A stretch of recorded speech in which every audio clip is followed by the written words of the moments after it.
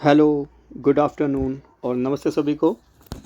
UKPSC forensic science जो lab assistant का exam है 31 मार्च को, उसके लिए स्पेक्ट्रोस्कोपी के जो 3 टॉपिक मेंशन हैं, एनएमआर, यूवी और आईआर, जिसमें मैं एनएमआर और आपको आईआर पढ़ा चुका हूँ।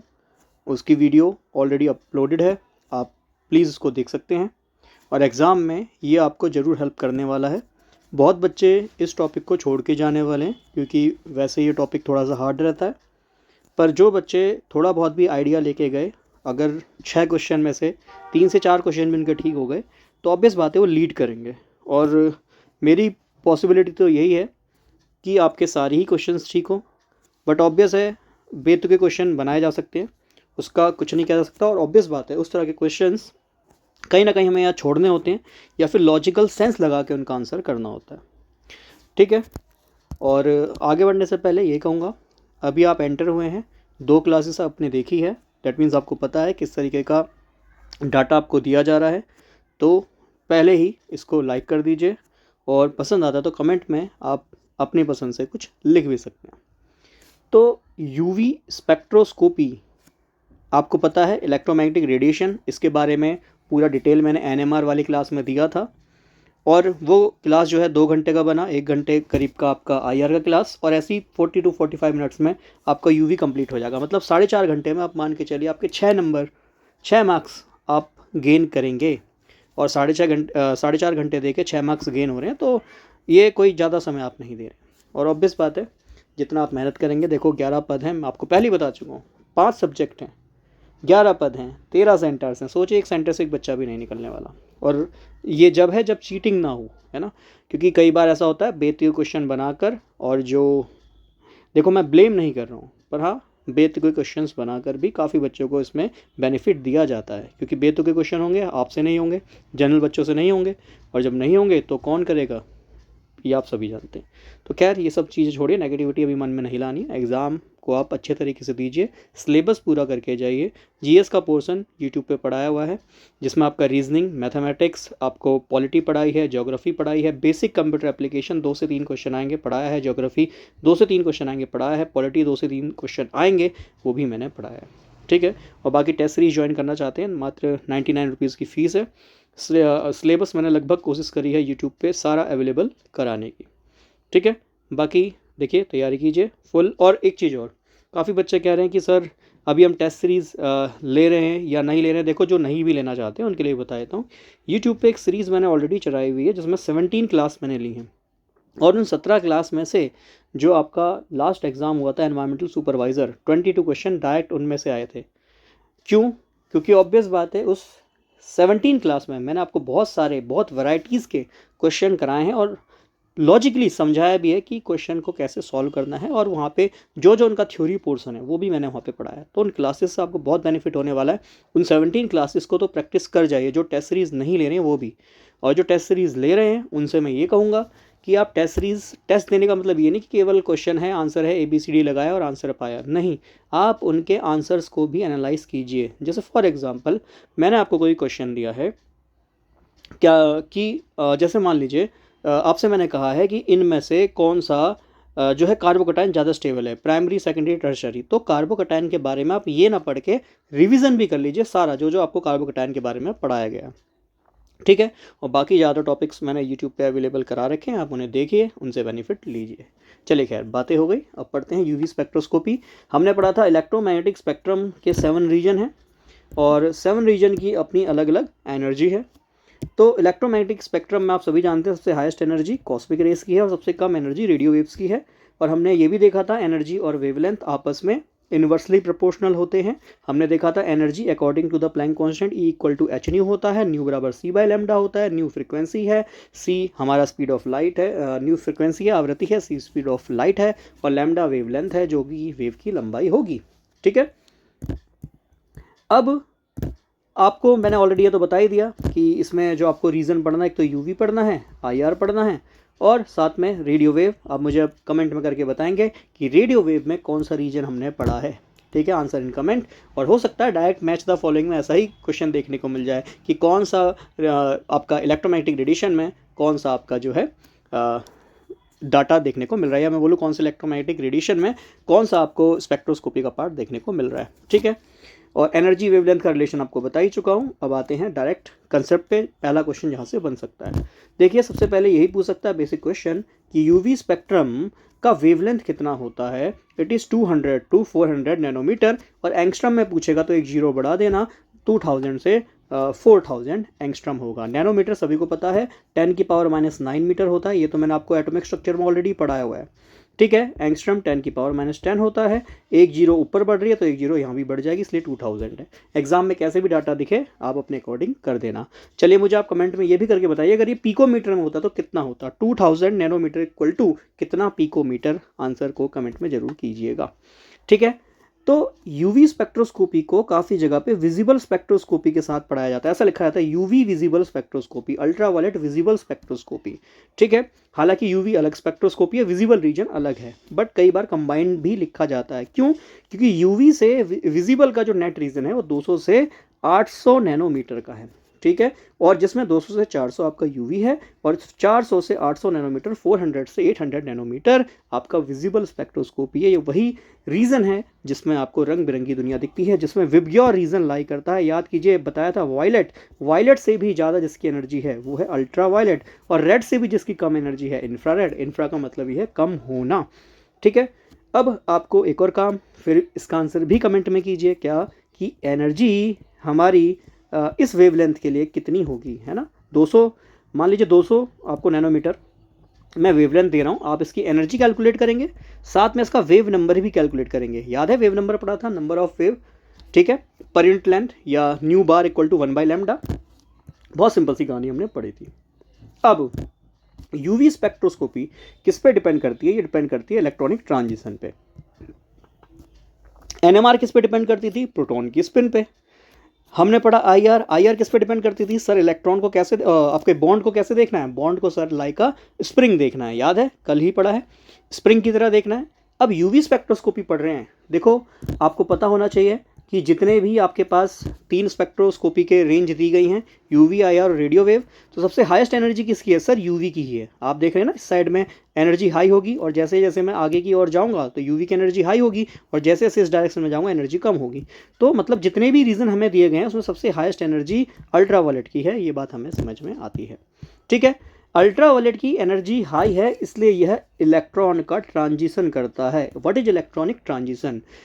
जब एक इलेक्ट्रॉन किसी कम एनर्जी वाली स्टेट से, जिसको हम ग्राउंड स्टेट भी कहते हैं या लो एनर्जी स्टेट भी कहते हैं, उससे एक्साइटेड स्टेट में चला जाए। अब ये जाएगा कैसे? देखो भैया, रेडिएशन आई, रेडिएशन का मतलब आपने एनर्जी प्रोवाइड करी, वो एनर्जी, वो रेडिएशन जिसकी एनर्जी एच न्यू है, ये इलेक्ट्रॉन एब्जॉर्ब कर लेगा। ये इलेक्ट्रॉन है, ये एक इलेक्ट्रॉन है, आप जानते हैं ना ऊपर की ओर स्पिन है तो प्लस हाफ, तो हाँ जी इलेक्ट्रॉन है। ये इलेक्ट्रॉन ने एनर्जी को एब्जॉर्ब करा, E equal to h nu को एब्जॉर्ब करा। ये जैसे ही इलेक्ट्रॉन एनर्जी एब्जॉर्ब करेगा, ये अपनी ग्राउंड स्टेट को छोड़कर कहाँ चला जाएगा? एक्साइटेड स्टेट में चला जाएगा। अब ऐसा नहीं है कि हर मॉलिक्यूल हमेशा ही एक्साइटेड स्टेट में रहेगा, ऐसा कभी पॉसिबल नहीं हो सकता। जैसे मैं हूँ, दिन भर में ऑब्वियस बात है बोल नहीं सकता, चिल्ला नहीं सकता, है ना, ऐसे चिल्ला के नहीं पढ़ा सकता। सेम कहानी है, मुझे भी अपने आप को रेस्ट देना पड़ेगा, ग्राउंड स्टेट में आना पड़ेगा, खुद को वापस से अपनी लो एनर्जी स्टेट में लाना पड़ेगा। सिमिलरली इलेक्ट्रॉन भी फिर से वापस अपनी ग्राउंड स्टेट में आएगा, और जब ये ग्राउंड स्टेट में वापस आ रहा है तो जितनी एनर्जी इसने एब्जॉर्ब करी है उतनी एनर्जी रिलीज करेगा। इसीलिए सबसे पहले इसने लाइट को एब्जॉर्ब करा, इसको हम कहते हैं एब्जॉर्प्शन स्पेक्ट्रम, और जब ये लाइट को एमिट करेगा तो उसको हम कहेंगे एमिशन स्पेक्ट्रम। ठीक है जी, और यही रीज़न है हमें कैसे कलरफुल दुनिया दिखाई देती है। दुनिया में जितनी भी चीज़ें हैं वो किसी ना किसी तत्वों से, एलिमेंट से मिलकर बनी होंगी, वही एलिमेंट आपस में मिलकर कंपाउंड वगैरह बना रहे होंगे। तो दुनिया में जितनी भी चीज़ें किसी ना किसी एलिमेंट से मिलकर बनी होंगी, उन एलिमेंट के अंदर इलेक्ट्रॉन होगा। आपको पता है हमारे चारों ओर लाइट है, जब वो लाइट उस एलिमेंट पर पड़ रही है तो उसका इलेक्ट्रॉन भी एक्साइट होता होगा, एक्साइट होने के बाद ग्राउंड स्टेट में आता होगा, फिर वो एनर्जी को रिलीज़ करता होगा, जिस रीजन की एनर्जी रिलीज़ करता होगा, चाहे वो वी है, आई है, बी है, जी, वाई, ओ, आर, जिस भी रीजन की वो एनर्जी रिलीज़ करता होगा वही ऑब्जेक्ट हमें उस कलर का दिखाई देता है। अपने चारों ओर देखिए, कोई रेड कलर दिखाई दे रहा है, कोई ग्रीन, कोई orange. Why? Because due to this electronic transition, उन एलिमेंट के, उन मटेरियल के अंदर कोई ना कोई एलिमेंट होगा, वो एलिमेंट में इलेक्ट्रॉन एक्साइट करेगा, ग्राउंड स्टेट में वापस आएगा, एब्जॉर्प्शन करेगा, एमिशन करेगा, जिसकी वजह से आपको रंग बिरंगी दुनिया दिखाई देती है। आई थिंक इतनी बात आपको समझ में आई होगी, बहुत सिंपल सा फंडा है। तो that means in UV spectroscopy due to high energy the electron get excite goes from the ground state to the excited state. तो भैया आपका जो यूवी स्पेक्ट्रोस्कोपी है इसमें इलेक्ट्रॉन एनर्जी को एब्जॉर्ब करता है, तो डेट मीन्स एब्जॉर्प्शन स्पेक्ट्रम दिखा रहा है। फिर एब्जॉर्ब करने के बाद एक्साइटेड स्टेट में जाएगा, कुछ समय बाद अपनी ग्राउंड स्टेट में वापस आएगा। जब वो ग्राउंड स्टेट में आएगा तो जितनी एनर्जी एब्जॉर्ब करी है उतनी ही एनर्जी को ये रिलीज़ करेगा, और जब रिलीज़ करेगा तो उसको हम एमिशन स्पेक्ट्रम कहेंगे। इतनी बात समझ में आनी चाहिए। इसके बाद है where the electronic energy is the difference between the higher state और excited state and the lower state, जिसको हम ग्राउंड स्टेट कहते हैं। तो इलेक्ट्रॉनिक एनर्जी क्या है, अंतर है कि भैया हायर स्टेट में और लोअर स्टेट में कितना एनर्जी का अंतर है। तो यही मैंने लिखा है, डेल, डेल का मतलब होता है चेंज, तो चेंज इन एनर्जी बराबर है एक्साइटेड और ग्राउंड स्टेट का कितना एनर्जी का अंतर हुआ, उसी को हम एच न्यू भी कह देंगे। तो बहुत सिंपल सी बात है। दैट मीन्स एनर्जी कैसे निकालूंगा कि भैया हायर स्टेट इलेक्ट्रॉन कितनी हायर स्टेट में गया है, जितनी हायर स्टेट में गया है ग्राउंड स्टेट और एक्साइटेड स्टेट का उतना ही अंतर निकाल दूंगा, डिफरेंस निकाल दूंगा, जिससे मुझे उसकी एनर्जी पता चल जाएगी कि हाँ भाई इलेक्ट्रॉन ने इतनी एनर्जी ली है एक्साइट होने के लिए। इसलिए मैं आपसे कह रहा हूँ, ये क्वेश्चन मैंने आपको दिया है कि यदि आपके पास वेवलेंथ 200 नैनोमीटर का है, 200 नैनोमीटर का है, तो बताइए इलेक्ट्रॉन को कितनी एनर्जी लगेगी ग्राउंड स्टेट से हाई स्टेट में जाने के लिए। सिंपल सा प्रश्न है, एग्जाम में ऐसे प्रश्न देखने को मिल सकते हैं। ठीक है, चलिए आगे बढ़ते हैं, पढ़ते हैं एब्जॉर्प्शन के लिए लॉ। सबसे पहले समझिएगा कि आपका इलेक्ट्रॉनिक ट्रांजिशन में, अच्छा एग्जाम में ऐसा ना लिखा है कि यूवी स्पेक्ट्रोस्कोपी, इसकी जगह लिख के आए इलेक्ट्रॉनिक ट्रांजिशन, तो सर एक ही बात है, क्योंकि यूवी स्पेक्ट्रोस्कोपी में ही तो इलेक्ट्रॉनिक ट्रांजिशन हो रहा है। जैसे मैंने आपको बोला कि आईआर स्पेक्ट्रोस्कोपी की जगह वाइब्रेशनल स्पेक्ट्रोस्कोपी लिखा आ जाए, तो सर वो आईआर ही है, आईआर का मतलब ही वाइब्रेशनल स्पेक्ट्रोस्कोपी। ठीक है, ऐसे ही अगर एनएमआर की जगह लिखा जाए प्रोटॉन स्पिन रेजोनेंस या फिर प्रोटॉन मैग्नेटिक रेजोनेंस, तो ऑब्वियस बात है वो एनएमआर ही है, रेडियो फ्रिक्वेंसी रीजन ही है। तो ये बात आपको ध्यान में रखनी है। क्लियर। अब यहाँ पे सबसे पहले हमारे पास ये सैंपल सॉल्यूशन है, मतलब वो मॉलिक्यूल जिसका हम डाटा प्राप्त करना चाह रहे हैं, तो ये वो सैंपल सॉल्यूशन है। फिर मैंने क्या करा, यहाँ पे एक ऐसा सोर्स है, एक ऐसा सोर्स है जिससे मैं रेडिएशन को डाल रहा हूँ। ठीक है, ये रेडिएशन डाल रहा हूँ जिसकी शुरू में इंटेंसिटी आई नॉड है। आप सभी को पता है नॉड हम जनरली इनिशियल स्टेट के लिए लगाते हैं। तो जैसे ही ये रेडिएशन आपके इस सैंपल सॉल्यूशन में गई जिसका मैं डाटा प्राप्त करना चाह रहा हूँ, वो सैंपल में जो मॉलिक्यूल होगा अगर वो इलेक्ट्रॉन ट्रांजिशन करेगा, तो आपको पता है भाई जब इलेक्ट्रॉन ग्राउंड स्टेट से एक्साइटेड स्टेट में जाएगा, लो स्टेट से हाई स्टेट में जाएगा, तो वो कुछ ना कुछ एनर्जी को एब्जॉर्ब करेगा। तो आप ये देखेंगे कि आपने जो एनर्जी की इंटेंसिटी दी है वो 100% दी है, या मैं बोलूँ लाइट जो दी है वो 100% दी है। और आप देख रहे हैं दूसरी साइड जहाँ पे डिटेक्टर लगा हुआ है, डिटेक्टर का काम ये डिटेक्ट करना कि कितनी लाइट आ रही है। तो वो कहेगा कि भाई लाइट आपने इंसिडेंट तो करी है 100%, ट्रांसमिट हो रही है केवल 95%, तो 5% वो है लाइट की ऊर्जा कहाँ चली गई। तो आप खुद ही सोचिए भाई, आप पढ़ रहे हैं यूवी स्पेक्ट्रोस्कोपी, तो उसमें इलेक्ट्रॉन का तो ट्रांजिशन होता है सर, और इलेक्ट्रॉन अपनी लो स्टेट से हाई स्टेट में जाएगा तो उतनी एनर्जी को ये एब्जॉर्ब कर लेगा। तो अब आपको समझ में आया होगा कि जो आपका यूवी स्पेक्ट्रोस्कोपी है ये कहीं ना कहीं एब्जॉर्प्शन स्पेक्ट्रम पे डिपेंड कर रहा है। किस पे डिपेंड कर रहा है? एब्जॉर्प्शन स्पेक्ट्रम पे, कि भाई कितनी लाइट एब्जॉर्ब कर रहा है आपका सैंपल सॉल्यूशन। जिस भी मॉलिक्यूल की आप स्पेक्ट्रोस्कोपी निकालना चाह रहे हैं, यूवी स्पेक्ट्रोस्कोपी निकालना चाह रहे हैं, चेक करिएंगे इस रीजन में कि वह कितनी लाइट को एब्जॉर्ब कर रहा है, उसका एब्जॉर्प्शन कितना है। ठीक है, और ऐसे ही एब्जॉर्प्शन का उल्टा ट्रांसमिशन होता है, जो कि आगे आप कभी फोटोकेमिस्ट्री वगैरह में पढ़ेंगे, या जिन्होंने एमएससी करी होगी उन्होंने ये पढ़ा भी होगा।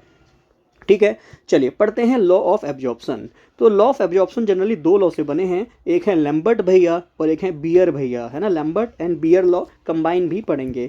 तो जल्दी से दोनों के स्टेटमेंट वन बाय वन पढ़ लेते हैं। सिंपल सा स्टेटमेंट है, लैम्बर्ट भैया कहते हैं कि जो इंटेंसिटी है ना, बीम ऑफ मोनोक्रोमेटिक रेडिएशन, बहुत बार काफ़ी बच्चों को ये नहीं पता होता मोनोक्रोमेटिक का क्या मतलब है। देखो, मोनो का मतलब ही होता है सिंगल, एकल, एक से जो बना हो, और क्रोम का मतलब होता है लाइट। तो ऐसी लाइट जिसकी सिंगल वेवलेंथ हो, मतलब अगर आप 400 नैनोमीटर दे रहे हो तो इसकी फिक्स्ड वेवलेंथ है। और एग्जांपल के लिए भी समझ सकते हो, जैसे सोडियम, आपको मैं पहली बात बता दूं कि एक लाइट हम जनरली येलो देख रहे हैं, पर आपको बता देता हूं, जैसे हम कहते हैं ना कि भाई जैसे जो लेडीज़ लोग होते हैं उनको तो हर कलर का पता होता है कि वो पिंक में भी बहुत सारे पिंक ढूंढ लेते हैं, बेबी पिंक, लाइट पिंक, ये पिंक, वो पिंक, है ना।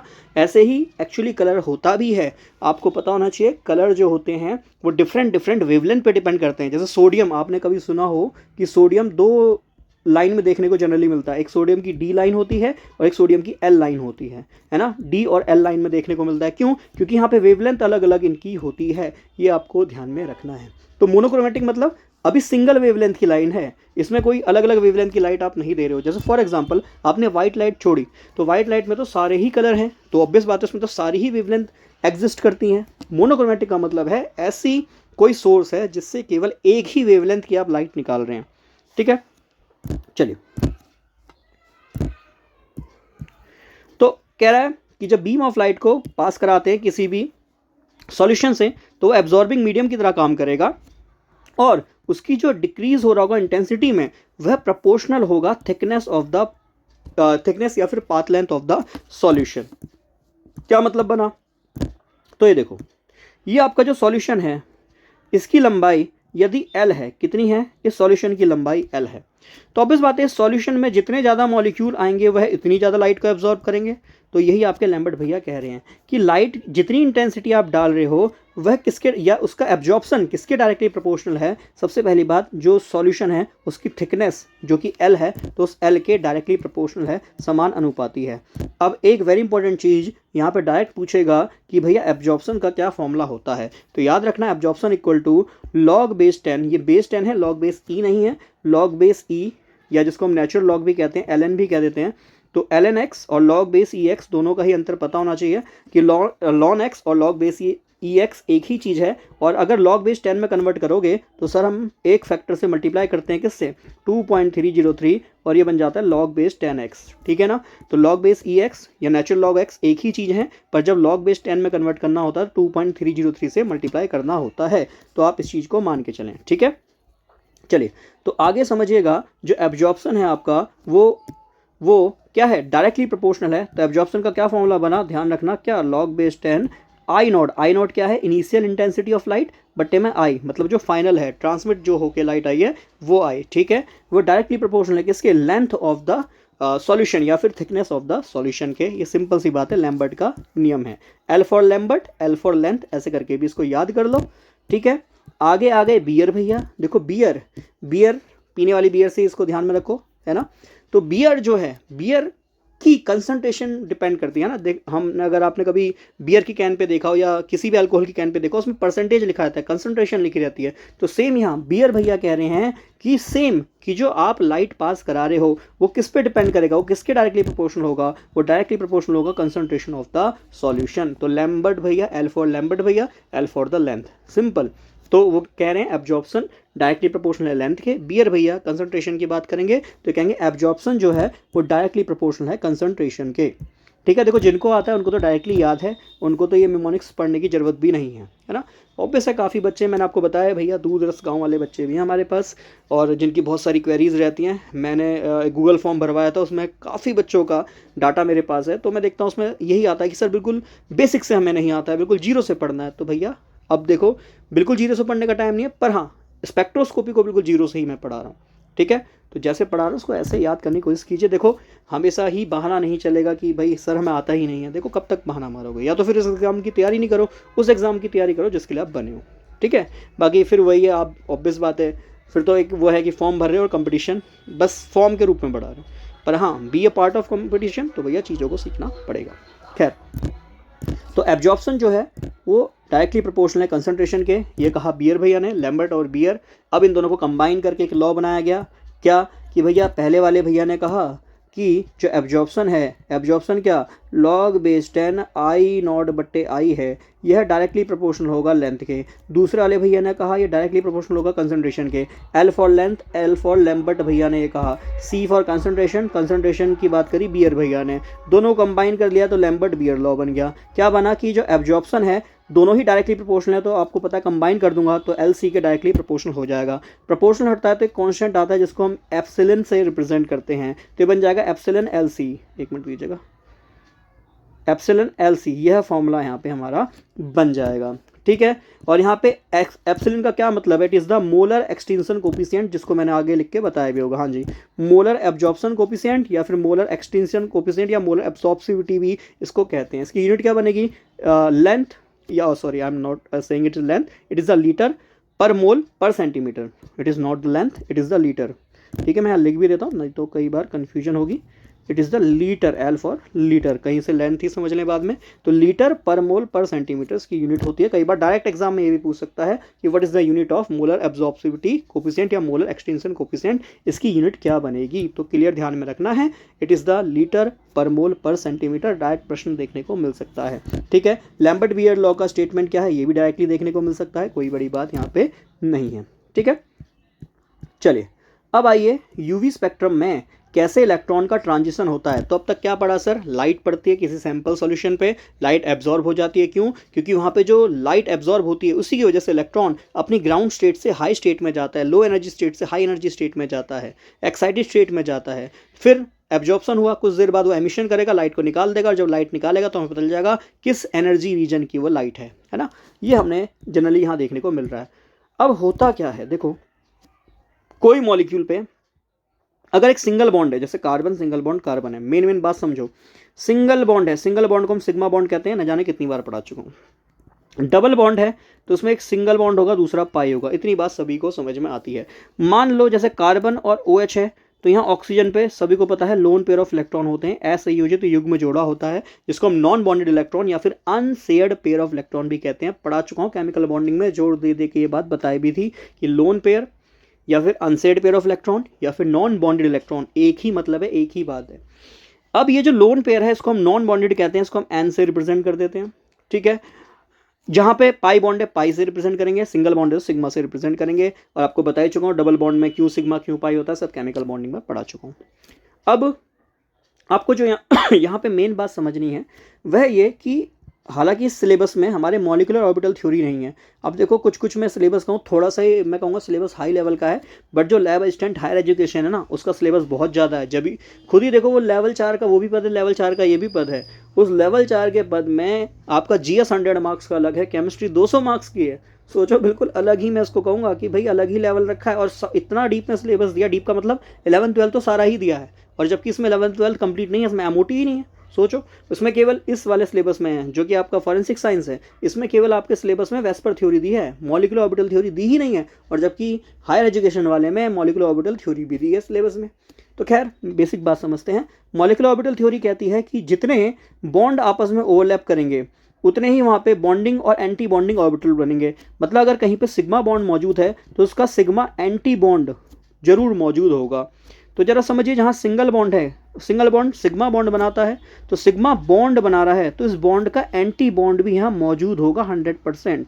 ऐसे ही अगर पाई बॉन्ड है तो पाई का एंटी बॉन्ड भी जरूर होगा। अब सर आप कहोगे नॉन बॉन्ड है तो क्या इसका भी होगा? नहीं बेटा, नॉन बॉन्ड, इसने बॉन्ड ही नहीं बनाया, बॉन्ड का ही एंटी बॉन्ड बनेगा। ध्यान रखना, एंटी का मतलब उल्टा, तो बॉन्ड का ही एंटी बॉन्ड उल्टा बॉन्ड बनेगा। उल्टे का मतलब ये नहीं है, उल्टे का मतलब बहुत कुछ कहानी है। उल्टे का मतलब काफ़ी लोग सोचते हैं कि जस्ट अपोजिट बन रहा है, ऐसा नहीं है, और भी कहानियाँ हैं। बट हाँ, बेसिक समझने के लिए इतना काफ़ी कि जहाँ बॉन्ड होगा उसके उल्टे में एंटी बॉन्ड होगा। ठीक है, नॉन बॉन्ड है, जो बॉन्ड ही नहीं है तो उसका एंटी बॉन्ड कैसे होगा? इसलिए नॉन बॉन्डिंग का एंटी बॉन्डिंग होता नहीं है। तो इतनी बेसिक बात यहाँ समझ में आई होगी। अब समझ में आई है तो चलिए इसको अप्लाई करते हैं। देखो भैया, सबसे पहले आपको पता होना चाहिए, हमने केमिकल बॉन्डिंग में पढ़ा था, सबसे पहले बनता है sigma bond head on overlapping से। उसके पास अगर और ऑर्बिटल हैं तो वो पाई बॉन्ड बनाते हैं साइडवेज ओवरलैपिंग से या फिर लेटरल ओवरलैपिंग से। हेड ऑन ओवरलैपिंग या कोएक्सियल ओवरलैपिंग से पहले हमेशा सिग्मा बॉन्ड ही बनेगा, उसके बाद हमेशा पाई बॉन्ड बनेगा। और सिग्मा बॉन्ड स्ट्रॉन्ग बॉन्ड होता है, स्टेबल बॉन्ड होता है, और इसीलिए सिग्मा बॉन्ड स्टेबल है तो उसकी एनर्जी सबसे कम है। जो ज़्यादा स्टेबल उसकी एनर्जी उतनी ही कम। सिग्मा बॉन्ड के बाद पाई बॉन्ड बनेगा, थोड़ा सा वीक होगा, इसलिए अनस्टेबल है, इसकी एनर्जी थोड़ी हाई है। फिर से हाई एनर्जी में कौन होता है? Non bond. भैया वो बंधा नहीं है, फ्री है, तो उसकी एनर्जी और हाई होगी। अब ध्यान रखना, जिसकी एनर्जी सिग्मा बॉन्ड की एनर्जी सबसे कम है, तो जिसकी बॉन्ड की एनर्जी सबसे कम होगी, स्टार का मतलब उसका एंटी बॉन्ड, स्टार का मतलब उसका एंटी बॉन्ड, उसका एंटी बॉन्ड की एनर्जी उतनी ही ज़्यादा होगी। आई एम सॉरी, एक मिनट दीजिएगा।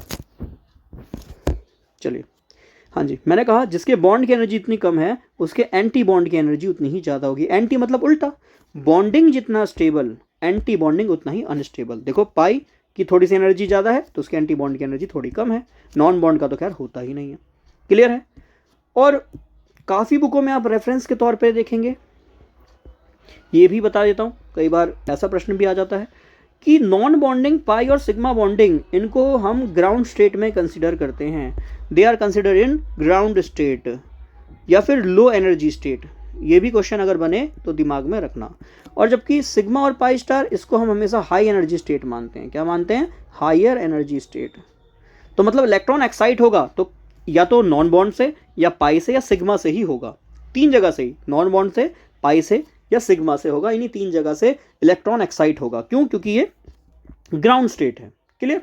और एक्साइट होके कहाँ जाएगा? या तो पाई एंटी बॉन्डिंग में जाएगा या सिग्मा एंटी बॉन्डिंग में जाएगा। अब ये भी क्लियर होना चाहिए। मान लो एग्जाम में आ गया कि इनमें से कौन अल्ट्रावायलेट स्पेक्ट्रोस्कोपी को शो नहीं करता, और एग्जाम में आ गया ये वाला transition, pi to non bonding transition. अब जिन्होंने इतना भी दिमाग लगाया होगा कि sir non bonding, pi bonding और सिग्मा बॉन्डिंग ये सभी ग्राउंड स्टेट में आते हैं, और इलेक्ट्रॉन कभी भी ग्राउंड स्टेट से ग्राउंड स्टेट में तो जाता नहीं है। हमने अब तक पढ़ा कि इलेक्ट्रॉन हमेशा ग्राउंड स्टेट से कहाँ जाएगा? सर हाई स्टेट में जाएगा। इसलिए पाई से नॉन बॉन्डिंग कभी बनेगा ही नहीं। क्लियर है? अगर मान लो हमारे एग्जाम में आ जाए कि क्या सिग्मा से पाई बॉन्डिंग हो सकता है? नहीं हो सकता सर, क्योंकि सिग्मा बॉन्डिंग और पाई बॉन्डिंग दोनों ही ग्राउंड स्टेट में है, और इलेक्ट्रॉन का ट्रांजिशन ग्राउंड से ग्राउंड में तो होता नहीं इन यूवी स्पेक्ट्रोस्कोपी। ठीक है, मेंशन भी कर रहा हूँ यूवी स्पेक्ट्रोस्कोपी में। अब मान लो एग्जाम में आ गया, क्या ये ट्रांजिशन पॉसिबल है non bonding to sigma antibonding? हाँ जी, बिल्कुल पॉसिबल है, क्योंकि सर नॉन बॉन्डिंग तो ग्राउंड स्टेट का पार्ट है, नॉन बॉन्डिंग पाई और सिग्मा तीनों ही सर आपके ग्राउंड स्टेट का पार्ट है। और जबकि सिग्मा एंटी बॉन्डिंग आप देख लो सर हाई एनर्जी का पार्ट है। तो ऑब्वियस बात है ग्राउंड स्टेट से हाई स्टेट में जाने को ही एब्जॉर्प्शन कहते हैं, और यही एब्जॉर्प्शन हमें यूवी स्पेक्ट्रोस्कोपी में देखने को मिलता है। तो बहुत सरल सी बात है, आपको मेन बात यह ध्यान में रखनी है। एक बार मैं यहाँ पे क्लियर करके फिर से लिख देता हूँ कि भाई ये दोनों किसके पार्ट हैं? ये हाई एनर्जी स्टेट के पार्ट हैं, हाई एनर्जी स्टेट के पार्ट हैं, या जिसको हम एक्साइटेड स्टेट भी कह सकते हैं। It is also called excited state. और ये तीनों भाई साहब पार्ट हैं लो एनर्जी स्टेट के, लो एनर्जी स्टेट के, जिसको हम ग्राउंड स्टेट भी बोल सकते हैं। ठीक है जी? तो ऑब्वियस बात है इलेक्ट्रॉन यहां से यहां एक्साइट होगा, ये आपस में एक्साइट नहीं करेंगे। इन यूवी स्पेक्ट्रोस्कोपी यहां आपस में इलेक्ट्रॉन एक्साइट होते हुए नहीं दिखाई देंगे। कहां दिखाई देंगे? सर हमेशा लो स्टेट से हाई स्टेट में या ग्राउंड स्टेट से एक्साइटेड स्टेट में हमें जाते हुए दिखेंगे। क्लियर है? अब वेरी इंपॉर्टेंट क्वेश्चन, और ये जो ऑर्डर है एनर्जी का, ये मैं आपको बता दूं टिफर में भी आ चुका है। Tata institute of fundamental research exam कराता है, जैसे IIT जैम MSc कराता है, ऐसे टिफर भी MSc के लिए एग्जाम कराता है, MSc plus PhD integrated programme कराता है। तो उसमें ये प्रश्न आया है, और आपको बता दूं टिफर का एग्जाम थोड़ा सा अच्छा आता है। जिन बच्चों ने दिया उनको पता होगा, और जिन्होंने नहीं दिया Tata institute of fundamental research का एग्जाम, उसका पेपर थोड़ा सा और टफ आता है। 40 ही क्वेश्चन आते हैं, 3 घंटे में करने होते हैं। पर हाँ, क्वेश्चन थोड़े लॉजिकल आते हैं, थिंक करने वाले आते हैं, थिंक करके आंसर आ जाता है। उसमें एक सिंपल सा क्वेश्चन ये भी आया था, केवल ये पूछा था कि यूवी स्पेक्ट्रोस्कोपी में ट्रांजिशन का डिक्रीजिंग ऑर्डर क्या होगा। तो आपके एग्जाम में भी बन सकता है, कोई बड़ी बात नहीं। और ये काफ़ी बार मैंने BSc में भी क्वेश्चन आते हुए देखा है, MSc में भी आया, काफ़ी सारे एंट्रेंस में ये क्वेश्चन पूछा जा चुका है कि यूवी स्पेक्ट्रोस्कोपी में ट्रांजिशन का एनर्जी के बढ़ते या घटते हुए क्रम में लगा दो। सबसे बड़ा एनर्जी का ट्रांजिशन होता हुआ कहाँ दिखेगा? तो देखो ना सर, सिग्मा की एनर्जी सबसे कम है, सिग्मा एंटी बॉन्ड की एनर्जी सबसे ज़्यादा है। सबसे बड़ा ट्रांजिशन का गैप इसी के बीच में है। अरे भैया, हाँ जी, सबसे बड़ा ट्रांजिशन का गैप सिग्मा से, ये क्या हो रहा है, 1 मिनट देना बस। हाँ जी, सबसे बड़ा ट्रांजिशन का गैप सिग्मा से सिग्मा एंटी बॉन्ड में होता हुआ दिख रहा है। देखो सबसे बड़ा गैप यहीं पे ही है। तो ऑब्वियस बात है सबसे ज़्यादा एनर्जी किसकी होगी? सिग्मा से सिग्मा एंटी बॉन्ड वाले की होगी, है ना? इसीलिए देखो सबसे हाई एनर्जी का इसको लिखा है। ये घटते हुए क्रम में डिक्रीजिंग ऑर्डर में, पहली बार डिक्रीजिंग इंक्रीजिंग में भी काफ़ी बच्चों को समस्या होती है। हालांकि ऑब्जेक्टिव पेपर है तो उसमें इतनी समस्या नहीं आएगी, पर सब्जेक्टिव पेपर होता है ना, काफ़ी बच्चों को इंक्रीजिंग डिक्रीजिंग लिखने में दिक्कत आती है। ये भी मैंने समस्या बहुत बच्चों के साथ देखी है। तो एक घटते हुए क्रम में है, डिक्रीजिंग ऑर्डर में है, ये भी आपको ध्यान में रखना। ठीक है? सबसे हाई एनर्जी किसकी होगी? सर सबसे हाई एनर्जी होगी sigma to sigma antibonding की। देख लो ये एनर्जी गैप देखिए सबसे ज़्यादा देखने को मिल रहा है। तो ये एनर्जी गैप सबसे ज़्यादा है। क्लियर? इसके बाद कौन सा देखने को मिलेगा? तो इसके बाद देखने को मिलेगा नॉन बॉन्डिंग से पाई स्टार। आप कहोगे सर दिख तो पाई से पाई स्टार रहा है, ऐसा नहीं है, थोड़ा सा आप मान के चलिए, मैंने जो लाइन है ये वाली ऊपर बना दी। उसके बाद सेकंड जो है वो नॉन बॉन्डिंग से सिग्मा स्टार दिखेगा। फिर इसके बाद थर्ड एनर्जी गैप किसका होगा? पाई से पाई स्टार। और सबसे कम एनर्जी गैप किसमें दिख रहा है? सर नॉन बॉन्डिंग से पाई स्टार, क्योंकि नॉन के ऊपर ही पाई आ रहा है, तो एनर्जी गैप यहाँ पे सबसे कम है। क्लियर? यहाँ एनर्जी गैप सबसे कम है, इसलिए इस ट्रांजिशन को हम फॉरबिडन ट्रांजिशन भी कहते हैं। This transition is also called forbidden transition. ठीक है जी, इतना कम एनर्जी गैप है, इसको फॉरबिडन भी कहते हैं। और काफ़ी लोग इसे इस वाले ट्रांजिशन को, जहाँ पे नॉन बॉन्डिंग से पाई एंटी बॉन्डिंग में ट्रांजिशन हो रहा है, इस ट्रांजिशन को प्योर यूवी भी बोल देते हैं। प्योर यूवी क्यों बोलते हैं देखेंगे। इसमें जो रेंज होती है ना, वो रेंज आपको देखने को मिलती है, रेंज जो आपको देखने को मिलती है वो देखने को मिलती है लैम्डा मैक्स, लैम्डा मतलब वेवलेंथ, ठीक है, वो देखने को मिलती है 230 से लगभग 370 नैनोमीटर तक की। और आप जानते हैं कि 200 से 400 नैनोमीटर का जो रीजन है, शुरू में ही पढ़ा था, ये यूवी स्पेक्ट्रोस्कोपी का है। तो भैया ये 200 से 230 और 370, 200 से 400 के बीच में आ रहा है, इसलिए इस फॉरबिडन ट्रांजिशन को, non bonding to pi star antibonding को हम प्योर यूवी भी कह देते हैं। ठीक है, चलिए आगे देख लेते हैं। अब कौन सा ट्रांजिशन किस में होगा, हालांकि मैं इसको थोड़ा सा भी डिटेल में और नीचे बताऊंगा। सिग्मा से sigma antibonding transition alkane में देखने को मिलता है। क्यों? क्योंकि हम सभी जानते हैं ना, एल्केन में कार्बन के पास सिंगल बॉन्ड ही होता है। एल्केन मतलब कार्बन के पास सिंगल बॉन्ड, सिग्मा बॉन्ड। और भाई जब सिग्मा बॉन्ड होगा, तो मैंने अभी थोड़ी देर पहले बताया, जहाँ बॉन्डिंग होगा तो उसका एंटी बॉन्डिंग भी मौजूद होगा। तो एल्केन में ही हमें सिग्मा से सिग्मा एंटी बॉन्डिंग ट्रांजिशन देखने को मिलते हैं। सिग्मा से पाई स्टार ट्रांजिशन, ये हमें कार्बोनिल कंपाउंड में देखने को मिलेंगे। कार्बोनिल मतलब CO वाला ग्रुप। यहाँ सर सिग्मा बॉन्ड भी मौजूद है, और सर यहाँ डबल बॉन्ड भी है, तो पाई मौजूद है, तो पाई का एंटी बॉन्ड भी होगा। तो सिग्मा से पाई एंटी बॉन्डिंग ट्रांजिशन देखने को मिलेगा। ठीक है, पाई एंटी बॉन्डिंग है, काफ़ी लोग इसे कहीं बाद में दिक्कत करें। पाई से पाई एंटी बॉन्डिंग देखने को मिलेगा। कहाँ देखने को मिलेगा सर? एल्कीन में, कार्बन कंपाउंड में, एल्काइन जहाँ ट्रिपल बॉन्ड है, एजो, एजो मतलब आपके नाइट्रोजन के कंपाउंड्स। ऐसे ही नॉन बॉन्डिंग से सिग्मा एंटी बॉन्डिंग ट्रांजिशन देखने को मिलेगा, जो कि oxygen molecule, nitrogen molecule, sulphur, halogen में देखने को मिलेगा। नॉन बॉन्डिंग क्यों? क्योंकि सर ऑक्सीजन पे लोन पेयर होता है ना, ऑक्सीजन पे लोन पेयर होता है, नाइट्रोजन पे भी लोन पेयर होता है। तो यहाँ लोन पेयर भी है, नॉन बॉन्ड भी है। लोन पेयर को ही तो non bonding unsaid pair of electron कहते हैं, तो ये ध्यान में रखना है। और फिर जो कि सबसे कम एनर्जी वाला है फॉरबिडन ट्रांजिशन, ये कहाँ देखने को मिलता है? कार्बोनिल कंपाउंड में। ठीक है, और ये इनका बढ़ता हुआ क्रम भी है, बताया था अभी थोड़ी देर पहले। Sigma to sigma anti bonding सबसे ज़्यादा energy, sigma to pi star सबसे कम, उससे कम, पाई टू पाई स्टार उससे कम, और सबसे कम energy non bonding to pi anti bonding, जिसको हम फॉरबिडन ट्रांजिशन भी कहते हैं। ठीक है, अब आगे क्वेश्चन, डायरेक्ट क्वेश्चन देखने को मिलता है कि यूवी स्पेक्ट्रोस्कोपी में जो ग्राफ दिखता है, ये किसके वर्सेस किसके बीच में देखने को मिलता है? तो ये एब्जॉर्प्शन वर्सेस वेवलेंथ के बीच में देखने को मिलता है, या फिर आपका जो एक्सटेंशन कोफिशिएंट है वर्सेस वेवलेंथ के बीच में देखने को मिलता है। क्लियर? बाकी देखो मैं ज़्यादा डीप में नहीं जा रहा कि ब्रॉड बैंड क्या होते हैं, या प्राइमरी बैंड या सेकेंडरी बैंड क्या होते हैं, ये सब मैं भी स्किप कर रहा हूँ। वाई?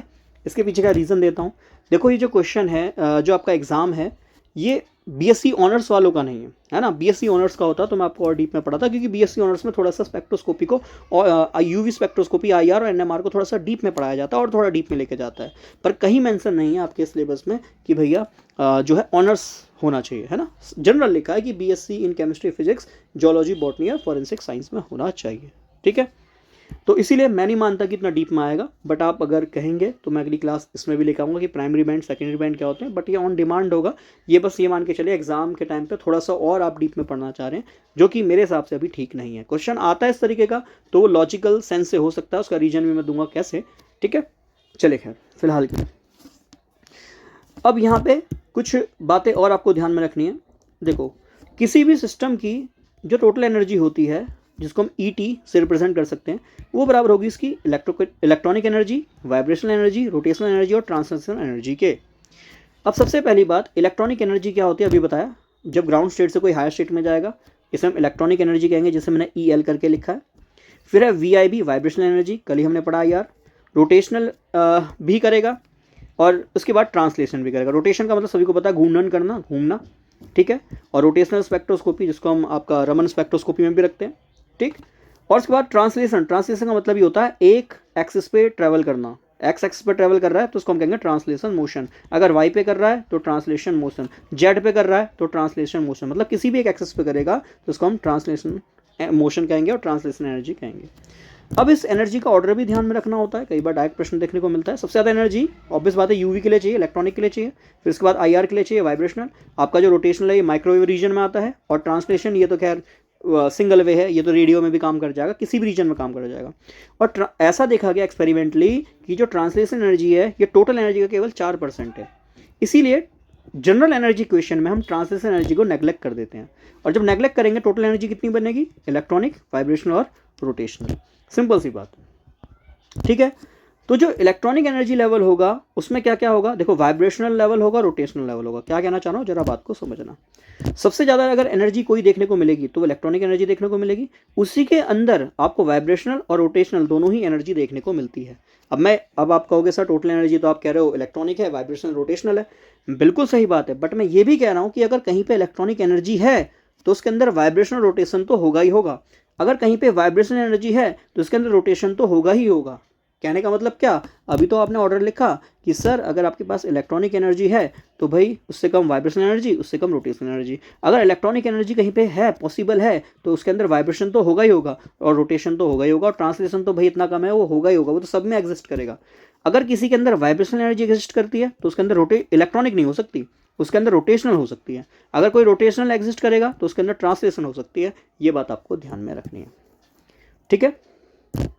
चलिए, तो यही बात मैंने यहाँ पे लिखी भी है। अब ये क्यों लिखी है इसका रीज़न भी मैं आपको दे देता हूँ। ऐसा ही नहीं है कि कुछ भी लिखा और छोड़ दिया, कुछ ही चीज़ें होंगी जो मैं आपसे कहूँगा याद कर लो, उसको डीप में जाने की ज़रूरत नहीं है। बट जो सिलेबस में समझाई जाने योग्य हैं कम समय में वो मैं ज़रूर समझाऊँगा, ठीक है। तो मैंने बोला है कि भैया इलेक्ट्रॉनिक एनर्जी में हमेशा वाइब्रेशनल और rotational energy super impose form में रहेगी और जो कि एक ब्रॉड स्पेक्ट्रम आपको दिखाएगा। ब्रॉड का मतलब है फाइन स्पेक्ट्रम और ज़्यादा जूम में करा हुआ। कैसे, जरा समझो। ये मैं एग्जाम्पल के तौर पे आपको समझाता भी हूँ। देखिए, आप सभी को पता होना चाहिए, मैं इसको थोड़ा सा और स्मॉल कर देता हूँ। हाँ जी, अब आपको समझ में आना चाहिए कि आपके पास ये इलेक्ट्रॉन है जो ग्राउंड स्टेट में है। मान लीजिए ग्राउंड स्टेट से एक्साइटेड स्टेट में गया, ये देखो ग्राउंड स्टेट से एक्साइटेड स्टेट में इलेक्ट्रॉन गया है।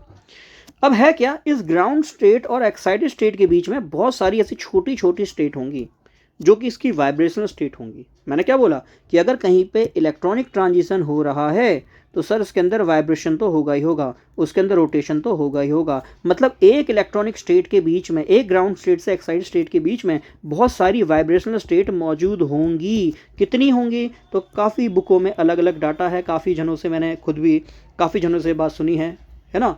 क्या कि वो कहते हैं कि एक एनर्जी स्टेट के बीच में लगभग 100 वाइब्रेशनल स्टेट होती हैं, लगभग 100, ऐसा मैंने काफ़ी जगह पे रेफरेंस के तौर पे पढ़ा है।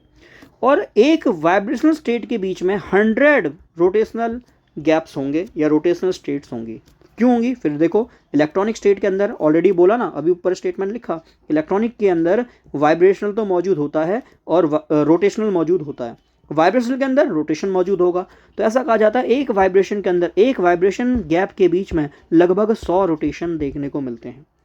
फिर से सुन लो, एक एनर्जी के गैप के बीच में लगभग 100 वाइब्रेशन और एक वाइब्रेशन के अंदर लगभग 100 से 1000 रोटेशन देखने को मिलते हैं। क्लियर है। तो इससे हमें एनर्जी का भी सिस्टम खेल समझ में आ रहा है कि सर सबसे ज़्यादा एनर्जी इलेक्ट्रॉनिक की है, उसी के अंदर बहुत सारी हमें वाइब्रेशनल स्टेट देखने को मिलती हैं। अगर एक इलेक्ट्रॉनिक ट्रांजिशन हो रहा है तो पॉसिबल है उसके अंदर वाइब्रेशनल आपके एक्साइटेशन जरूर हो रहे होंगे। तो लिखा है ना वाइब्रेशनल लेवल, तो ये वाइब्रेशन और V1 V2 V3 are the vibrational level. तो ये सिंपल सा फंडा है जो आपको समझ में भी आ रहा होगा, ठीक है जी। चलिए, अब ये ट्रांजिशन देख लो भाई, जल्दी जल्दी इनके example.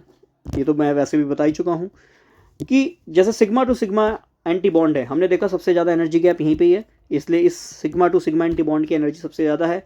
Having high energy lesser wavelength, तो ये एनर्जी का बढ़ता हुआ क्रम है। एनर्जी ENERGY है ना, ये ऊर्जा का बढ़ता हुआ क्रम है। मान लो ये ऊर्जा 10 किलो जूल पे है, ये 100 किलो जूल पे है, ये 80 पे है, ये 60 पे है, ये 40 पे है। तो 10 से 100 का गैप सबसे ज़्यादा 90 किलो जूल का गैप है ना। तो इसलिए मैं कह रहा हूँ sigma to sigma anti bond के लिए सबसे ज़्यादा एनर्जी चाहिए, सबसे ज़्यादा ऊर्जा किसके लिए चाहिए, sigma to sigma anti bond के लिए चाहिए। तो साफ साफ दिख रहा है सर एनर्जी गैप बहुत ज़्यादा है, ठीक है। तो भाई जिसकी एनर्जी जितनी ज़्यादा, हमने पढ़ा है sir energy is inversely proportional to the wavelength. जिसकी एनर्जी ज़्यादा मतलब उसकी वेवलेंथ उतनी ही कम होने वाली है। तो वेवलेंथ क्या होगी, लेसर होगी, कम वेवलेंथ होगी। सिंपल सा फंडा है, कोई इसमें हार्ड बात है ही नहीं, है ना। और 2-3 दिन से यही पढ़ रहे हैं, एनर्जी और वेवलेंथ, एनर्जी और वेवलेंथ, एनर्जी ज़्यादा तो वेवलेंथ कम, ठीक। तो ये कहाँ देखने को मिलता है, बता ही चुका हूँ। ये देखने को मिलेगा एल्केन्स में, जहाँ सिंगल बॉन्ड है, क्योंकि सिग्मा बॉन्ड कहाँ होंगे भाई, जहाँ एल्केन है। एल्केन सभी सिंगल बॉन्ड बनाते हैं, सिग्मा बॉन्ड बनाते हैं। तो जैसे CH4 है, इसका लैम्डा मैक्स 125 नैनोमीटर करीब होता है, और आपका जो इथेन है, मीथेन का 125 नैनोमीटर, और जो आपका इथेन है 135 नैनोमीटर। अब एक बात और ध्यान रखनी है, क्या कि सर जो आपका यूवी स्पेक्ट्रोस्कोपी है उसकी रेंज तो आपने 200 से 400 नैनोमीटर बताई, और यहाँ पे रेंज जो है वो 200 से भी कम है, तो ये तो यूवी के अंदर आ ही नहीं रहे। हाँ जी बिल्कुल सही बात है, ये sigma to sigma antibonding transition ultraviolet spectro region के अंदर एग्जिस्ट ही नहीं करता। क्यों? क्योंकि भैया आपने बताया कि जो यूवी स्पेक्ट्रम है उसकी रेंज तो 200 से 400 नैनोमीटर है सर, 200 से 400 नैनोमीटर है, और आ कितनी रेंज में रहा है? 200 से भी कम, मतलब इसकी वेवलेंथ कम है, इसकी एनर्जी और ज़्यादा है, तो यूवी के अंदर एग्जिस्ट नहीं करेगा, यूवी से भी पहले एग्जिस्ट करेगा, और इस रीजन को जनरली हम वैक्यूम यूवी भी कह देते हैं। काफ़ी बुकों में वैक्यूम यूवी वाला रिप्रेजेंटेशन भी मिल जाता है, ठीक है। It is also called vacuum UV, या फिर कई लोग इसे एक्सरे रीजन भी कहना शुरू कर देते हैं, ठीक है। Non bonding to sigma antibonding, non bonding मतलब वहाँ पे लोन पेयर होना चाहिए। हमने देखा ना सबसे ज़्यादा energy sigma to sigma bonding antibonding की होगी, फिर non bonding to sigma antibonding की होगी। हमने देखा इसकी भी एनर्जी हाई है, तो ये ट्रांजिशन भी यूवी से पहले लाई कर जाएगा। वाई? क्योंकि यहाँ पे जो वेवलेंथ होती है वो 170 से 215 होती है। सर अब मान लो किसी कंपाउंड की वेवलेंथ आई 170 नैनोमीटर, और हमें पता है यूवी की रेंज तो 200 से 400 है, तो मतलब ये यूवी के अंदर तो एग्जिस्ट नहीं कर रहा, उससे भी पहले आ रहा है ये, है ना भाई, 170 से पहले आ जाएगा। पहले का मतलब लेफ्ट हैंड की तरफ आएगा, मतलब यूवी से पहले आ रहा है, कहीं ना कहीं एक्सरे रीजन में आ रहा है, या जिसको हम वैक्यूम यूवी कह रहे हैं उस रीजन में आ रहा है। तो ये समझ में आना चाहिए, जो आपका sigma to sigma antibonding है या non bonding to sigma antibonding है, दोनों ही यूवी से पहले आपको देखने को मिल रहे हैं, ठीक है। तो यहाँ मैंने रिप्रेजेंट भी किया है generally vacuum UV to UV region. आगे दिया है CH3Cl और CH3I। आपको यहाँ पे इस एग्जाम्पल से मैं समझाना चाह रहा हूँ कि जो Cl है आप सभी को पता है इसकी इलेक्ट्रोनेगेटिविटी आयोडीन से ज़्यादा है, इलेक्ट्रोनेगेटिविटी का ऑर्डर हमने पढ़ा है, और जब इलेक्ट्रोनेगेटिविटी ज़्यादा होती है तो एनर्जी गैप भी उतना ज़्यादा होगा। वही बात लिखिए, energy of Cl is greater than energy of iodine. तो लिखा है Cl is more electronegative than I, so energy is required to excite the electron. तो एनर्जी जो है वो एक्साइट करेगा, सिंपल सी बात है। अब सिंपल सी बात है, एनर्जी ज़्यादा है तो उसकी वेवलेंथ कम होगी। फिर से कहानी को बता देता हूँ, सॉरी फॉर द डिस्टर्बेंस, बीच में कोई आ गया था। हाँ जी, तो मैं कह रहा हूँ क्लोरीन की इलेक्ट्रोनेगेटिविटी ज़्यादा है, इलेक्ट्रोनेगेटिविटी ज़्यादा होती है तो एनर्जी का गैप ज़्यादा होता है। तो वही लिखा है, energy gap of chlorine is greater then the energy gap of iodine.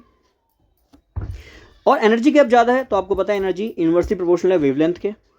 Clear? बहुत सिंपल सी बात है और बहुत सरल सा यहाँ पे फंडा है, ठीक है। तो इससे क्या पता चला? इससे डाटा सर ये हमें पता चला कि जो Cl है वो यूवी से ज़्यादा दूर जाता हुआ दिखेगा। दूर जाने का मतलब क्या है? अगर आपसे पूछा जाए कि इन दोनों में किसकी एनर्जी ज़्यादा है, पहला क्वेश्चन तो ये बनेगा भाई मिथाइल क्लोराइड और मिथाइल आयोडाइड में किसकी एनर्जी ज़्यादा है, ठीक है। दूसरा क्वेश्चन बनेगा यूवी रीजन से कौन ज़्यादा दूर जाता हुआ दिखाई देगा, कौन ज़्यादा राइट हैंड की तरफ जाता हुआ दिखाई देगा। सिंपल है सर, क्लोरीन इलेक्ट्रोनेगेटिव है, एनर्जी ज़्यादा है तो ये ज़्यादा यूवी से दूर जाता हुआ दिखाई देगा। और वैसे भी यहाँ लोन पेयर है, लोन पेयर का मतलब सर नॉन बॉन्डिंग है, और यहाँ सिग्मा बॉन्ड है मतलब सिग्मा एंटी बॉन्डिंग है, तो नॉन बॉन्डिंग से सिग्मा एंटी बॉन्डिंग वाला रीज़न दिख रहा है। क्लियर? तो आई थिंक इतनी बात सभी को क्लियर होती हुई चल रही होगी। और जिनको नॉन बॉन्डिंग वगैरह ये नहीं पता ना, वो तो वैसे भी वीडियो छोड़ के बीच में चला ही गया होगा, पर जिसने थोड़ी बहुत भी केमिकल बॉन्डिंग वगैरह सब शुरू से पढ़ा है, शुरू से हमारे साथ जुड़ा है, तो ये सब कंसेप्ट तो उसको पता होंगे। चलिए आगे पढ़ते हैं। क्रोमोफोर्स। देखो क्रोम का मतलब ये होता है ऐसे कंपाउंड जो कलर जनरेट करते हैं। क्रोम, गूगल क्रोम है ना, रंग बिरंगा सा दिखता है, तो क्रोम का मतलब ये जो कलर जनरेट करने वाला ग्रुप। अच्छे से पढ़ते हैं। एनी ग्रुप और atom producing tendency of excitation of electron. अभी थोड़ी देर पहले ही तो बताया था, इलेक्ट्रॉन एक्साइट होता है, लो स्टेट से हाई स्टेट में जाएगा, वापस ग्राउंड स्टेट में आएगा, एनर्जी रिलीज करेगा। जिस कलर रीजन की वो एनर्जी होगी विवग्योर रीजन में, उसी कलर रीजन का आपको कंपाउंड दिखेगा, है कि नहीं? हाँ जी बिल्कुल है सर, आपने बताया था और वही कहानी आप कहना चाह रहे हो। मतलब क्रोमोफोर कोई भी ऐसा एटम और ग्रुप होगा जो इलेक्ट्रॉन का एक्साइटेशन करेगा, जिसकी क्षमता होगी कि वो इलेक्ट्रॉन को एक्साइट करे, इसको हम क्रोमोफोर कहते हैं। अब जल्दी से देखते हैं, जैसे एल्केन में क्या है? एल्केन में सर सिंगल बॉन्ड होता है, तो यहाँ सिग्मा से सिग्मा एंटी बॉन्डिंग ट्रांजिशन हो सकता है, तो ये चीज़ आपको ध्यान में रखना है। और ये बता ही चुका हूँ, हाई एनर्जी पे होगा, UV energy at shorter wavelength होगा, ये मैं आपको बता ही चुका हूँ, ठीक है। एल्कोहल, एल्कोहल हमारा OH ग्रुप होता है। जल्दी से बता दो, ऑक्सीजन पे सर लोन पेयर मतलब नॉन बॉन्ड, यहाँ सिंगल बॉन्ड है तो सिग्मा एंटी बॉन्ड भी होगा, तो किस तरह का ट्रांजिशन होगा, non bonding to sigma antibonding. Same ether में OR ग्रुप, यहाँ लोन पेयर है, यहाँ सिंगल बॉन्ड है। Amine NH2 group lone pair है, बॉन्ड है। सल्फर, सल्फर थायो ग्रुप, ये रहा लोन पेयर और सिग्मा बॉन्ड, तो सारे किसके एग्जाम्पल हो गए, non bonding to sigma antibonding के एग्जाम्पल हो गए। क्लियर है, तो ये तो सिंपल समझ में आना चाहिए कि भैया जहाँ पे नॉन बॉन्ड है तो वहाँ पे non bonding to sigma antibonding हो सकता है, नॉन बॉन्ड के साथ पाई बॉन्ड है तो non bond to pi anti bonding transition हो सकता है। क्लियर। और जिनको थोड़ा थोड़ा समझ में आना शुरू हो गया, वीडियो को 2 से 3 बार देख लेना पूरा समझने के लिए। आगे एल्कीन और एल्काइन में आप सभी को पता है, एल्कीन में ट्रिपल बॉन्ड होता है और डबल बॉन्ड होता है, एल्काइन में ट्रिपल बॉन्ड होता है, मतलब एक सिग्मा एक पाई है, तो पॉसिबल है कि यहाँ पाई से पाई एंटी बॉन्डिंग ट्रांजिशन हो सकता है। पाई के 2 इलेक्ट्रॉन एक्साइट होकर कहाँ चले जाएंगे, पाई एंटी बॉन्डिंग में एक्साइट हो जाएंगे, तो it is called pi to pi anti bonding transition. ऐसे ही एल्कीन बता ही दिया, एल्काइन 170 नैनोमीटर पे ये देखने को मिलेगा, प्लीज़ इस बात को ध्यान में रखिएगा। ठीक है, चलिए मैं इसको रफ भी करता हुआ चलूँ ताकि PDF में आपको ये मटेरियल साफ सुथरा मिले। कार्बोनिल कंपाउंड, तो भैया कार्बोनिल कंपाउंड को देखो, यहाँ ऑक्सीजन पे क्या है सर, लोन पेयर है मतलब नॉन बॉन्ड है। सर यहाँ सिंगल और पाई बॉन्ड भी है, तो नॉन बॉन्डिंग से बिल्कुल पाई बॉन्ड है तो पाई एंटी बॉन्ड भी मौजूद होगा, तो इस तरह के ट्रांजिशन को हम non bonding to pi anti bonding कहेंगे। और सर ये जो ट्रांजिशन होता है मैंने आपको बताया, इसे हम फॉरबिडन ट्रांजिशन भी कहते हैं। फॉरबिडन क्योंकि इसकी एनर्जी गैप सबसे कम है। और देखो मैंने बताया था प्योर यूवी माना जाता है क्योंकि कार्बोनिल ग्रुप के लिए रेंज 280 से 290 नैनोमीटर है और यूवी की रेंज सर कितनी है, 200 नैनोमीटर से 400 नैनोमीटर, तो ये तो सर बिल्कुल इस स्पेक्ट्रम में लाई करेगा ही करेगा। ये बात आपको यहाँ पे ध्यान में रखनी है। ठीक है जी, फॉरबिडन है, लो इंटेंसिटी है, याद कर लीजिएगा। चलिए आते हैं ऑक्सोक्रोम, तो भैया ये ऐसे कंपाउंड होते हैं जो क्रोमोफोर पे लग जाएं तो कलर की इंटेंसिटी को बढ़ा दें। The substituent that increases the intensity of the absorption and possibly the wavelength. तो भैया क्रोमोफोर पे ऑक्सोक्रोम लग जाए तो और अच्छा कलर निकल के आएगा, और अच्छा निखार आएगा, और वेवलेंथ बढ़ जाएगा, ये ध्यान में रखिएगा, और वेवलेंथ इंक्रीज हो जाएगा। अब कौन कौन से ग्रुप होते हैं याद कर लो, CH3 methyl group, hydroxyl OH group, alkoxy OR group, halogen आप जानते हैं क्लोरीन ब्रोमीन फ्रोमीन आयोडीन, और आपका अमाइन ग्रुप, ये सभी ऑक्सोक्रोम होते हैं, मतलब ऑक्सिलरी ग्रुप की तरह लगेंगे। ऐसे ग्रुप जो किसी पे जुड़ेंगे तो उसकी प्रॉपर्टी को एनहेंस कर देंगे, उसकी कलरिंग प्रॉपर्टी को, उसके वेवलेंथ को इंक्रीज कर देंगे। ये सभी ग्रुप क्या करेंगे, लैम्डा मैक्स वेवलेंथ को इंक्रीज कर देंगे। चलिए बाकी कहानी लिखिए, ऑक्सोक्रोम क्रोमोफोम मिलके अच्छे अच्छे कलर कंपाउंड आपके देते हैं। ठीक है, अब आगे ये वेरी इंपॉर्टेंट है, याद कर लेना कि अदर सब्सटेंट में have any kind of four effect on the absorption. है क्या, क्रोमोफोर जनरली कलर देंगे, ऐसे कंपाउंड जिनकी क्षमता है कलर देने की उसको क्रोमोफोर कहेंगे। ऑक्सोक्रोम लग गया तो अब तो 100% कलर देंगे, कलर की इंटेंसिटी भी बढ़ जाएगी, ये काम होता है ऑक्सोक्रोम का। अब अगर मान लो कि वेवलेंथ किसी कंपाउंड की मान लो बढ़ जाए, फॉर एग्जांपल बेंजीन का एग्जांपल ले लेता हूँ, बेंजीन की जो वेवलेंथ है लगभग 250 नैनोमीटर पे मिलेगी। बेंजीन आप सभी जानते हैं ये होती है बेंजीन, ठीक है। अगर इसी पे मैं NH2 ग्रुप लगा दूं, NH2 ग्रुप लगा दूं और हमने देखा एमाइन कैसा ग्रुप होता है, ऑक्सोक्रोम होता है, मतलब कलर इंटेंसिटी को बढ़ा देगा, वेवलेंथ को बढ़ा देगा, जो कि लगभग 280 नैनोमीटर तक पहुंच जाती है। तो 250 वेवलेंथ नैनोमीटर वेवलेंथ थी लगभग बेंजीन की, और कितनी पहुंच गई 280, क्यों, क्योंकि हमने इसमें एक ऑक्सोक्रोमिक ग्रुप लगा दिया, NH2 ग्रुप लगा दिया, जिसने इसकी वेवलेंथ को, कलर इंटेंसिटी को बढ़ा दिया। क्लियर। अब आपको पता है वेवलेंथ बढ़ रही है, ये आपका VIBGYOR है, विबग्योर है, कलर रीजन। आप सभी जानते हैं कि भैया ये है UV, इसके बाद ये पूरा विजिबल रीजन आता है जिसमें आपको विबग्योर दिखता है, और फिर यहाँ पे आपका इंफ्रा आता है। अब आपको पता है UV से जैसे जैसे साइड आओगे, आप सभी को पता है यहाँ पे एनर्जी घट जाती है और इधर आने पे वेवलेंथ बढ़ जाती है। हमें पता है रेड की वेवलेंथ सबसे ज़्यादा है, वायलेट की वेवलेंथ सबसे कम है, सिंपल सा फंडा है, वायलेट की एनर्जी सबसे ज़्यादा है। अब आप जरा देखो कि मान लो बेंजीन कभी पहले ऐसे ब्लू रीजन में आता होगा, हालांकि बेंजीन कलरलेस है, पर एक एग्जांपल मान के चल रहा हूँ कि बेंजीन मान लो 250 नैनोमीटर है तो ये ब्लू रीजन में आता होगा। पर अब वेवलेंथ बढ़ गई, तो अब देखो वेवलेंथ बढ़ रही है, मतलब ये रेड की ओर शिफ्ट हो रहा है, रेड की ओर शिफ्ट हो रहा है। क्यों? क्योंकि ब्लू की वेवलेंथ अगर मान लो 250 नैनोमीटर है और हम जानते हैं उल्टे हाथ से सीधे हाथ की ओर ब्लू से रेड की ओर वेवलेंथ बढ़ रही है, तो 250 से 280 वेवलेंथ बढ़ रही है, तो ब्लू से किस रीजन की ओर शिफ्ट हो रहा है? ये रेड की तरफ शिफ्ट हो रहा है। तो ध्यान में रखिएगा, इसे हम रेड शिफ्ट भी कहते हैं और यही यूनिवर्स में देखने को मिल जाए, इसको हम ड्रॉपलर इफेक्ट भी कहते हैं। खैर उसको अभी छोड़िए, मैं यहाँ पे नहीं बीच में डाल रहा। ठीक है, तो बैथोक्रोमिक शिफ्ट जिसको हम रेड शिफ्ट कहते हैं, वेरी इंपॉर्टेंट है, एग्जाम में डायरेक्ट आता है। इसका मतलब क्या है कि लोअर एनर्जी या फिर लॉन्गर वेवलेंथ, एनर्जी कम होगी वेवलेंथ ज़्यादा होगी, अगर ऐसा शिफ्ट होते हुए दिख रहा है तो उसको हम बैथोक्रोमिक शिफ्ट कहेंगे। बहुत सिंपल सा फंडा है। हाइप्सोक्रोमिक उल्टा, इसमें क्या होगा? ब्लू शिफ्ट, मतलब अब रेड की ओर नहीं जा रहा, देखो ये रहा, फिर से देखो VIBGYOR, पहले मैं कह रहा हूँ रेड की ओर जा रहा था तो बैथोक्रोमिक, अब रेड से ब्लू की ओर आ रहा है, ब्लू की ओर, तो इसे हम हाइप्सोक्रोमिक शिफ्ट कहेंगे। अब ध्यान में रखना B इज नॉट B, मतलब बैथोक्रोमिक ब्लू नहीं है ना, बैथोक्रोमिक ब्लू शिफ्ट नहीं है। अगर ऐसे करके याद कर लोगे काम बन जाएगा। ठीक है, चलिए आगे देखते हैं।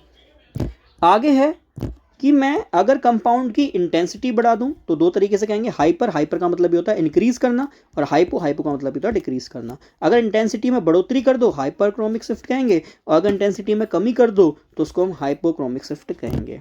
ठीक है, अब इंटेंसिटी कैसे बढ़ाई जा सकती है ये भी बता देता हूं, by increasing amount, by increasing amount, किसका अमाउंट? ऑफ द सैंपल, भैया जो सैंपल आप ले रहे हो उसका अमाउंट बढ़ाने से भी इंटेंसिटी बढ़ जाती है।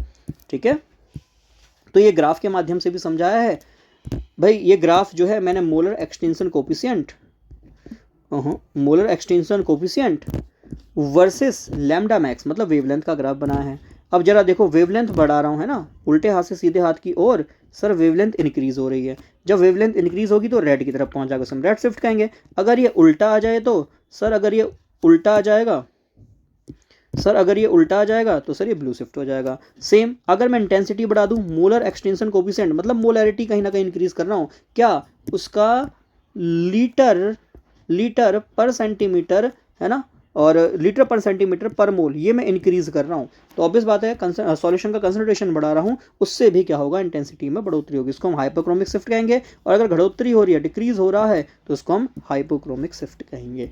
आई थिंक इतनी बात समझ में आई होगी, नहीं समझ में आई कोई बात नहीं भैया, 2 से 3 बार पढ़ लो, और बिल्कुल नहीं आ रहा समझ में तो भैया रट्टा मारो, भैया एग्जाम में तो कहीं ना कहीं हमें एग्जिस्ट करना ही है। ऐसा थोड़ी ना कि भाई तुक्का मारने जा रहे हैं इतने दूर और दो आने जाने का टाइम लगाएंगे, 2 घंटे वहाँ बैठ के बोर भी होंगे है ना, ऑब्वियस है जब तुक्का मारेंगे बोर ही हो रहे होंगे, और फिर हमें ये भी भ्रम होगा कि कहीं हमारा सिलेक्शन ना हो जाए। बेटा जी सिलेक्शन उसी का होना जो पड़ेगा, समझो बहुत धुरंधर हैं, हर फील्ड के हैं, 5 सब्जेक्ट हैं है ना, तो ऐसे ही नहीं होता सिलेक्शन। सरकारी नौकरी ऐसी नहीं मिलेगी, लेवल 4 का पद है पर है तो सरकारी ही, लगभग 30-32 हज़ार रुपये सैलरी इन हैंड आएगी आपके।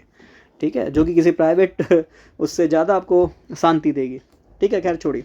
सॉल्वेंट किस तरह का लेना है? देखो क्या है कि आप जो भी कंपाउंड जिसका IR निकालने जा रहे हैं उसका डायरेक्ट IR नहीं निकालते, सॉल्वेंट के जनरली हम रेफरेंस में IR निकालते हैं। तो सॉल्वेंट कैसा होना चाहिए ये भी ध्यान में रखो जल्दी से, कि जो आपका सॉल्वेंट है ये ऐसा लेना है जो UV लाइट को एब्जॉर्ब ही ना करे, मतलब UV के रेस्पेक्ट में कोई काम ही ना करे।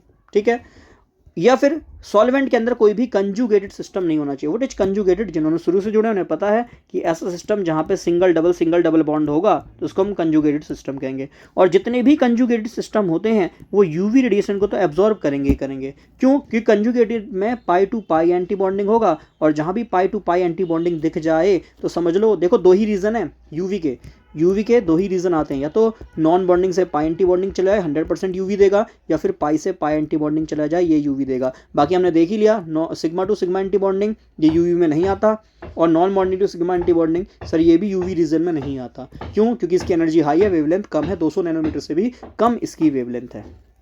ठीक है, तो कंजुगेशन नहीं होना चाहिए जिस भी सॉल्वेंट को आप ले रहे हो। ठीक है, तो कौन कौन से लिए जा सकते हैं पूछा जा सकता है, वाटर या फिर इथेनॉल जो कि 95% सॉल्यूशन होगा, या हेक्सेन, ये जनरली रिएक्ट नहीं करते हैं या यूवी अब्जॉर्प्शन नहीं करते हैं। क्या यूज़ नहीं करना? बेंजीन, अभी तो देखा बेंजीन पहले ही 250 नैनोमीटर करीब है, CCl4 नहीं ले सकते, क्लोरोफॉर्म नहीं ले सकते, ये नहीं लेना है, प्लीज़ को ध्यान में रखिएगा। अब है इफेक्ट ऑफ कंजुगेशन, क्या है इस फायदा, क्या है ये डबल बॉन्ड ऐसे double bond, single double bond, इसका फ़ायदा क्या है? इसका फ़ायदा ये है, सिंपल सी भाषा में समझो, अगर कंजुगेशन होगा तो इलेक्ट्रॉन का एक्साइटेशन उतना ज़्यादा होगा, और जितना ज़्यादा इलेक्ट्रॉन का एक्साइटेशन होगा उतनी ही ज़्यादा उसकी वेवलेंथ बढ़ेगी, उसका ज़्यादा उतना ही लैम्डा बढ़ेगा। तो मैं यही आपसे कहना चाह रहा हूँ, और ये बात मैंने यहाँ लिखी भी है, इसको सरल तरीके से पढ़ भी सकते हैं कि bathochromic shift, red shift to lower energy और longer wavelength, it is done by the increase of extent of conjugation. जितना ज़्यादा कंजुगेशन करोगे उतना ही ज़्यादा आपको क्या देखने को मिलेगा सर? उतना ही ज़्यादा हमें यहाँ पे जो है कलर देखने को मिलेगा। ठीक है, आगे electron releasing and withdrawing group. तो ध्यान में रखिएगा, इलेक्ट्रॉन रिलीजिंग ग्रुप का बहुत बड़ा प्रभाव होता है जो कि वेवलेंथ को बढ़ा देता है। कैसे? देखो, बेंजीन लगभग 256 नैनोमीटर, जैसे इसमें मैंने ऑक्सोक्रोमिक ग्रुप लगा दिया, ऑक्सोक्रोमिक ग्रुप जो ऑक्सिलरी होते हैं क्रोमोफोर पे आके उनकी कलर प्रॉपर्टी को बढ़ा देते हैं, तो ऑक्सोक्रोमिक ग्रुप क्या करेंगे, इसकी जो आपकी कलर प्रॉपर्टी है, वेवलेंथ है, उसको बढ़ा देंगे। और कितना हो गया? देखो 256 से 280 हो गया। बताओ किस तरह का शिफ्ट है सर? आप कहोगे ये बैथोक्रोमिक शिफ्ट है, रेड शिफ्ट है। ये आपको ध्यान में रखना है। ठीक है, तो ये था हमारा यूवी स्पेक्ट्रोस्कोपी। पसंद आया है तो प्लीज़ लाइक जरूर करें, कमेंट जरूर करें, शेयर भी कर दीजिए, और जाते जाते होमवर्क भी दे देता हूँ। हालांकि इंस्ट्रूमेंटेशन से जनरली क्वेश्चन नहीं पूछे जाते हैं, बट एक बार यूवी, आईआर, एनएमआर, इनका इंस्ट्रूमेंटेशन पढ़ लेना, मतलब किस तरह का डिवाइस यहाँ लगता है। गूगल पर डालो इंस्ट्रूमेंटेशन ऑफ यूवी, आईआर या फिर आपका एनएमआर, तो आपको वहाँ पे डाटा इसके रिगार्डिंग मिल जाएगा। बस जनरल पढ़ लेना, क्या चीज़ होता है, क्या आपका सोर्स है, क्या आपका डिटेक्टर है, उसके अंदर क्या क्या हो रहा है, एक बार जनरल पढ़ लेना, क्योंकि मुझे नहीं लगता पर्सनली कि इससे प्रश्न पूछा जाएगा, क्योंकि वैसे ही पढ़ने के लिए बहुत कुछ है, बहुत सारे क्वेश्चन और भी यहाँ बन सकते हैं। ठीक है, तो अपना काम मैंने कर दिया है, स्पेक्ट्रोस्कोपी आपको कंप्लीट करा दिया है। लगभग 6 से 8 मार्क्स तक का यहाँ आपको देखने को मिलेगा। ठीक है, 75 क्वेश्चंस हैं, तो ज़्यादा टॉपिक्स नहीं है, कुछ ही टॉपिक है जिसमें आपको यूवी, एनएमआर, आईआर यहाँ से क्वेश्चन देखने को मिलेंगे 6 से 8, और अपनी ओर से जितना हो सकता है, जितना आने लायक है, वो मैंने पूरा कराया है। अब देखो, इससे बाहर आएगा तो मैं ये नहीं कहूँगा कि भाई इतने कम समय में आप बाहर की एक्स्ट्रा चीज़ पढ़ो या उस पर ज़्यादा टाइम मारो, जिससे मैक्सिमम क्वेश्चन बन सकते हैं वो आपको मैंने पोर्शन करा दिया। ठीक है, अच्छे से पढ़ें भैया, अपना काम आप भी करें, लाइक शेयर जरूर करें, सब्सक्राइब भी करें, और कमेंट कर सकते हैं जितने भी आंसर हैं। Bye bye and take care.